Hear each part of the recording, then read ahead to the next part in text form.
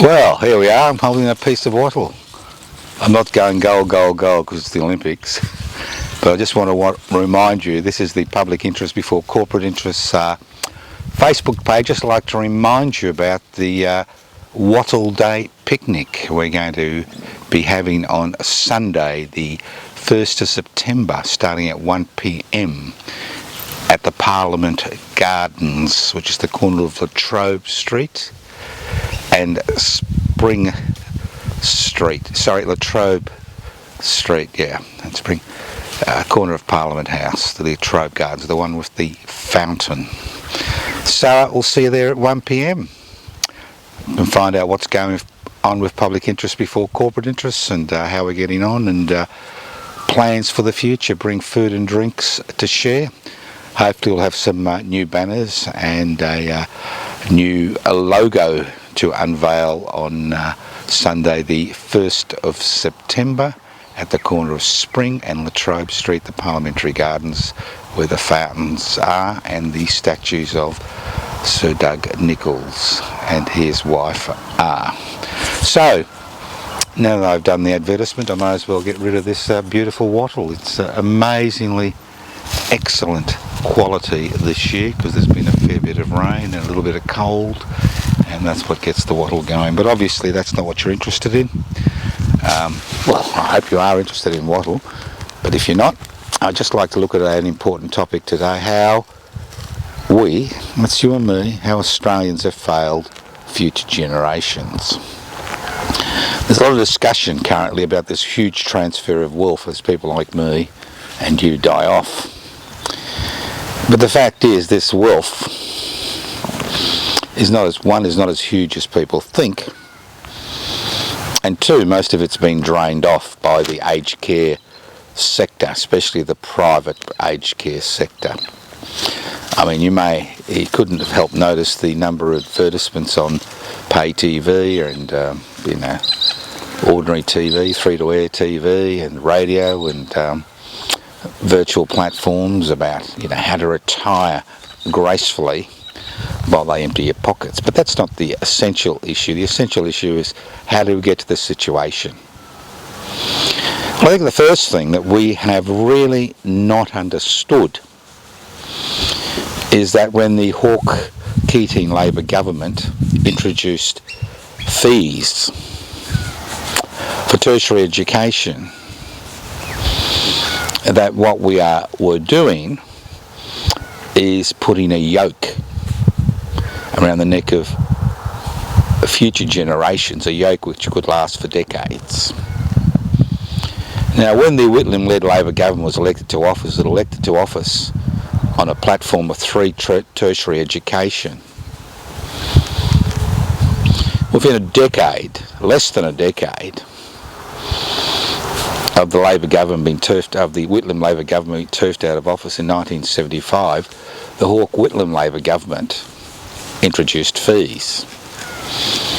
And today we have the extraordinary situation where fees have been transferred into what's called a HECS debt. And this debt needs to be paid, and it's indexed to inflation. As we've seen, the increase in inflation has had a profound effect. So what you're doing is, although many people today have tertiary educations, the fact is that many tertiary degrees are useless, worthless, as far as the job market is concerned. And even those professions, which can cost up to $250,000 to go through medical college or dental college or veterinary science, the fact is that these fees being indexed to inflation become a burden.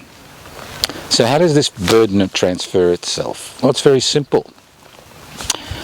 If you have a HECS debt, then it's very difficult to obtain a mortgage. If it's difficult to obtain a mortgage, then you're stuck in rental accommodation. If you're stuck in rental accommodation, you're paying for somebody else's negative gearing. Because at the same time as we introduced HEX fees, we've also introduced the concept of negative gearing. And although the Keating-led Labor government attempted to remove negative gearing, it reintroduced it quite rapidly. Because we have relied in the last 4 to 5 decades on the private sector financing housing, and mainly mum and dad investors, because over 75% of people who own a second home only own one home. So what we've done is we've driven mum and dad investors into the private housing market. At the same time we have done that, we have decimated, well, more than decimated, almost wiped out the public housing sector. Today, less than 3% of Australians live in public housing. That's housing which is government owned and government managed. We've got all these fancy new names regarding the public housing sector, things like social housing, affordable housing, community housing, you name it, they'll call it.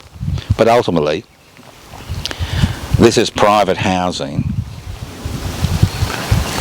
which is privately owned and privately managed, irrespective of whether the organisations which own that particular stock call themselves for profit or not for profit.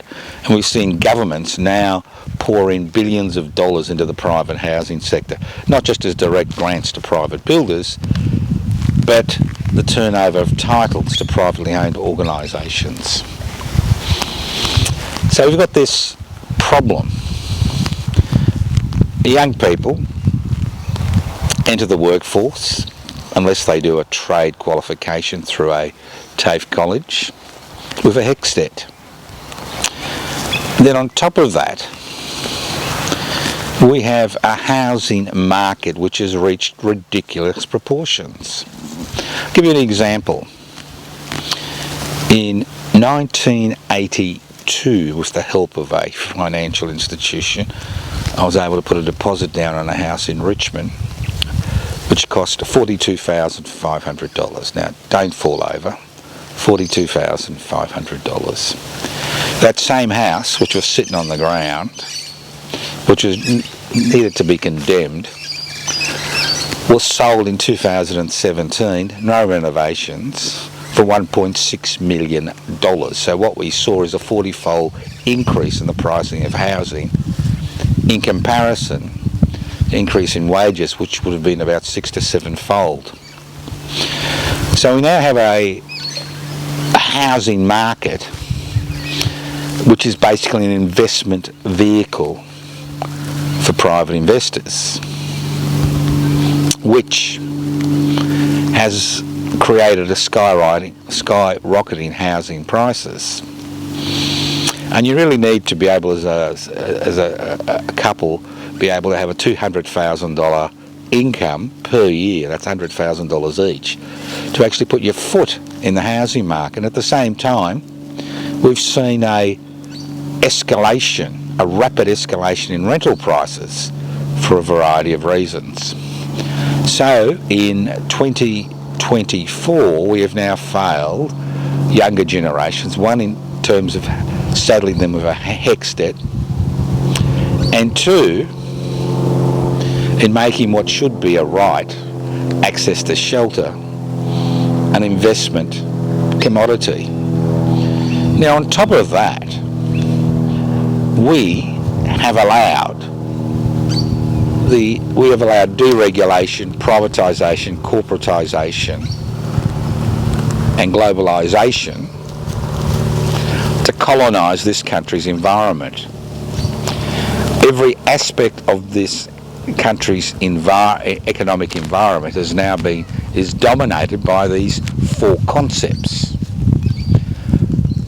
Deregulation means removing regulations which have been put in place to protect people in workplaces, to protect the community, in order for government to get out of the way of business.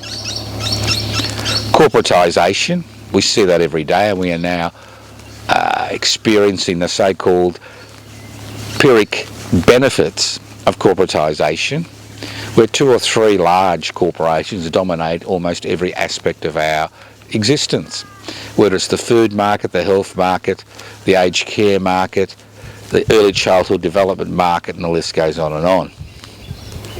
As far as the private sector is concerned, small business in this country is on the way out. So what we have now done is created this economic background which makes it even more impossible, even more difficult for younger people to get involved in small business. Many younger people who have not been in tertiary education or in trades have gravitated towards small business in the past.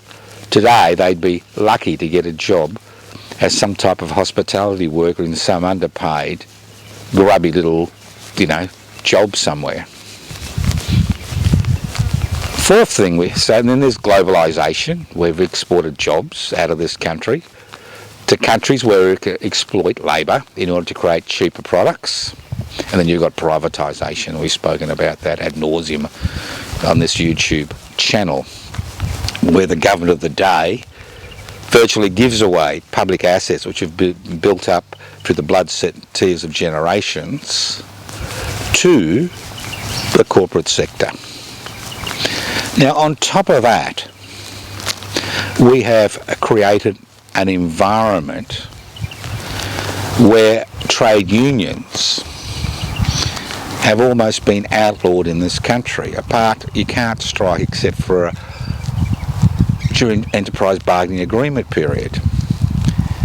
And we now have the ridiculous situation where trade union membership is less than 12%, and most of that membership is in the public sector. As far as the private sector is concerned, we'd be lucky to have 4 or 5% of Australian workers in trade unions. And those trade unions that have been flexing their muscles and looking after their members, like the construction branch of the CFMEU, now find themselves under the death of trade unionism has meant that we've seen the introduction of individual contracts into the workplace.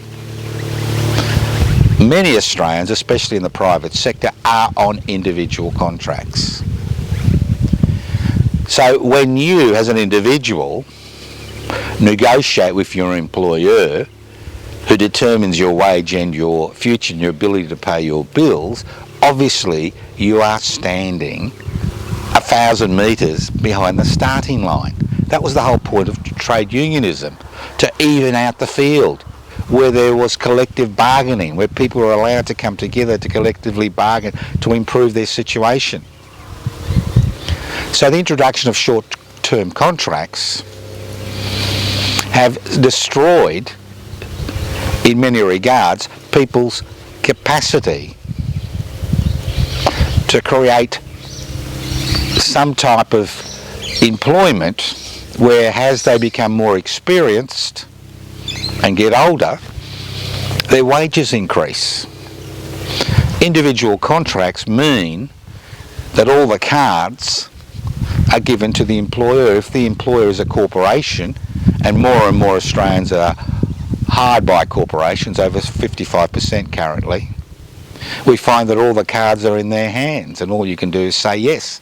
So we have allowed this to occur. Now, on top of that, we have seen the rise and rise and rise and rise and rise of the gig economy. Now, the gig economy isn't some type of economy where everybody has power. What has occurred is the gig economy has returned us back to the 19th century. We see large transnational, multinational corporations come into an economy, destroy an established economic framework, say like the taxi industry, that introduce short-term contracts and employ people on short-term contracts which give all the power to the virtual platform which employs them. Not only does that have an impact on the employee, it also has a huge impact on the organisations, especially small business, which provide services through the gig economy. because these virtual platforms rip off the small businesses, rip off their workers, and we as a community have allowed this to occur because we're told they're too big to fail. Obviously they're not too big to fail. Then we have, so currently we've spoken about 5 things. The domination of the economy by deregulation, privatisation, globalisation, corporatisation mentality. The introduction of HECS, fees for tertiary education. We've spoken about the housing crisis and how that's been created because we've commodified housing as an investment, not as a way of having people having security of tenure. We've spoken about the destruction of the trade union movement, the introduction of short-term contracts, and the manipulation of the economy by virtual platforms. On top of that, we have created a media network, both in the virtual world and the real world, which denies history. History in this country started this morning when I woke up, and it started this morning when you woke up. This is a country that has a scant regard for its history. If you don't understand your history, you don't understand where you are, what's happening, and where to move forward in the future. So once again, we find ourselves in this particularly difficult situation. This manipulation of the media, especially among younger people, has created what we could describe as an infantile population, a population which is interested in the here, the now, the everyday. The more clicks you get, the happier you are. The more friends you have, the more important you are. And we've seen the commodification of influencers who are paid by these virtual platforms for the number of hits which they receive on their site, who have an extreme influence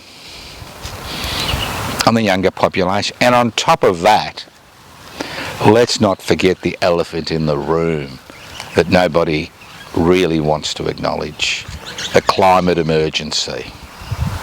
The climate emergency is real, although there are sections of of our population who still think it's, a myth, a fantasy. The myth and fantasies of these people who don't think there is a climate emergency.